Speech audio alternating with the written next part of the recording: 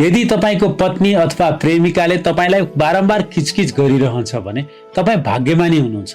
यसका 5 कारणहरू छन्। पहिलो, किचकिच गरिरहने नारीले तपाईलाई मनैदेखि प्रेम गर्छ र चाहन्छ कि तपाईको जिन्दगी सुखी रहोस्, कहिले दुःख नपाउनुस्। दोस्रो, किचकिच गरिरहने नारीले तपाई कहाँ हुनुहुन्छ, के गरिरहनु भएको छ तपाईको ख्याल राख्छ। तपाईले बाहिर संसारमा गएर समस्यामा नपर्नुहोस् उसले तपाईलाई बारम्बार सम्झाइरहेको हुन्छ। तेस्रो, बेला बेलामा किचकिच गरिरहने पत्नी भित्रबाट एकदम मायालु प्रकृतिको हुन्छ।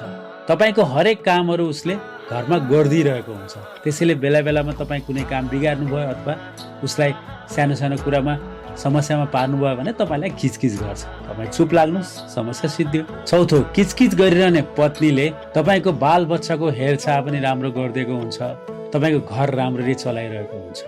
र पाँचौं, किचकिच गरिरहने पत्नी तपाईँको बारेमा हरदम सोचिरहने पत्नी पाउनु भनेको भाग्यले पाइन्छ, पैसाले पाइँदैन।